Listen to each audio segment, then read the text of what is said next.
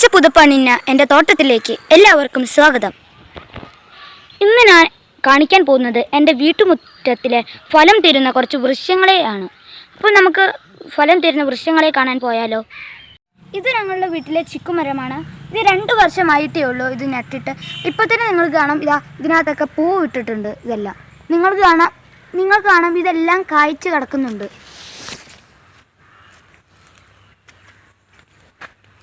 ഇനി നമുക്ക് അടുത്ത വൃക്ഷത്തിലേക്ക് പോകാം. ഇതാണ് ചിലിമ്പിപ്പുളി. നിങ്ങൾക്ക് കാണാം കുറേ ചിലിമ്പിപ്പുളികൾ ഇവിടെയുണ്ട്. ഇതിന് ഭയങ്കര പുളിയാണ്. മീൻകറി വെക്കാനും മീൻതോരൻ വെക്കാനൊക്കെ ഇത് സൂപ്പറാണ്. അതുമല്ല ഇത് ഷുഗറിനും കൊളസ്ട്രോളിനൊക്കെ നല്ല ഒരു മരുന്നുമാണിത്. ഇനി നമുക്ക് അടുത്ത വൃക്ഷത്തിലേക്ക് പോകാം. ഇത് ആത്തമരമാണ്. നിങ്ങൾ കാണാം, ഇപ്പോൾ തന്നെ ഇത് ആയിട്ടുണ്ട്. അതുപോലെ ഇത് നല്ലൊരു കണ്ടോ കൂട്ടുകാരെ, ഇവിടെ എല്ലാം ആത്ത മരമാണ്. കുറേ ആത്ത ഫ്രൂട്ട് ഉണ്ട് ഇവിടെ. ഇത് കറിവേപ്പാണ്. ഏത് കറി വെക്കാനും കറിവേപ്പില ആവശ്യമുള്ളതാണ്. ഇത് അമ്പഴത്തിൻ്റെ മരമാണ്. ഇത് ഞങ്ങൾ കുറച്ച് ദിവസം കഴിഞ്ഞിട്ടാണ് ഇത് നട്ടത്. അതുപോലെ ഇപ്പോൾ തന്നെ നിങ്ങൾക്ക് കാണാം കുറേ കായ്ച്ചിട്ടുണ്ട്.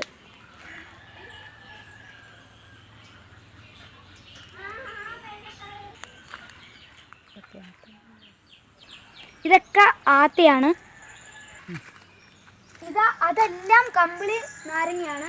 നല്ല ടേസ്റ്റ് ഉള്ളതാണ് ഇതെല്ലാം. പുളിയും മധുരവും ചേർന്ന നല്ല കിടുക്കാച്ചി സംഭവമാണിത്.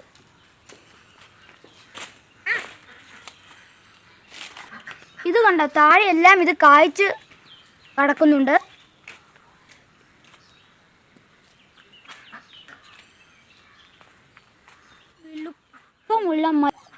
ഇത് നല്ല വലുപ്പമുള്ള മൾബറി ചെടിയാണിത്.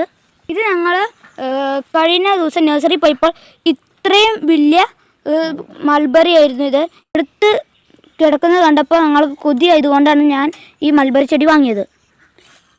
ഇത് ബഡ് മാവാണ്. 3-ാം കൊല്ലം കായ്ക്കുന്ന ബഡ് മാവ്. ഇത് ഞങ്ങളുടെ വലിയ കവുങ്ങിൽ നിന്നും പറിച്ച അടക്കയാണ്. അടക്ക പാവിയിട്ടാണ് ഇത്രയായത്. ഇത് ഞങ്ങൾ ചെയ്തത് കൊറോണ കാലത്താണ്. ഇത് ഞങ്ങൾ തന്നെ കവർ നിറച്ചുണ്ടാക്കിയതാണ്.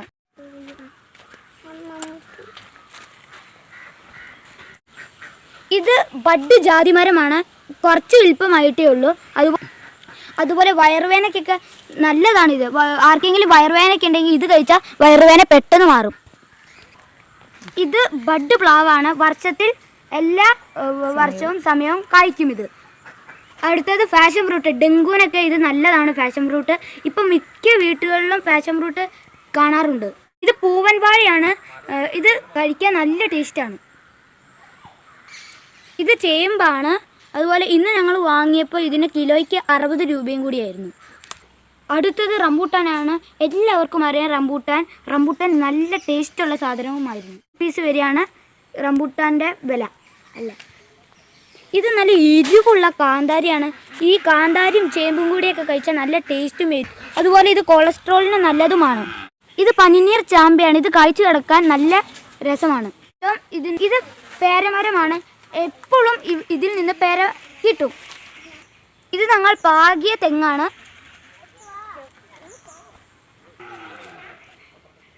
ഇത് മരച്ചീനി, ഇതിനെ കപ്പ എന്നാണ് പറയുന്നത്.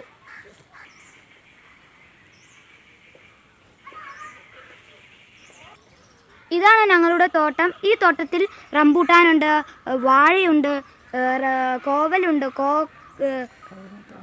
തെങ്ങുണ്ട്, കവുങ്ങുണ്ട്, അങ്ങനെ പലതരം സാധനങ്ങളുമുണ്ട്.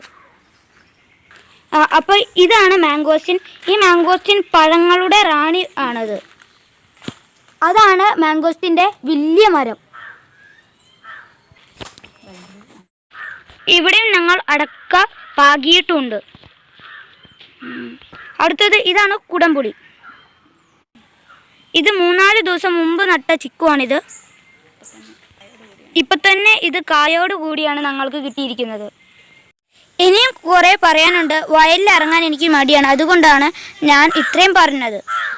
നല്ലൊരു നാളേക്ക് വേണ്ടി ഒത്തിരി ഫലവൃക്ഷങ്ങൾ നമുക്ക് വെച്ച് പിടിപ്പിക്കാം. നിങ്ങളിത് ഒരു ചാലഞ്ചായി എടുക്കുമല്ലോ. Thank you. See you later.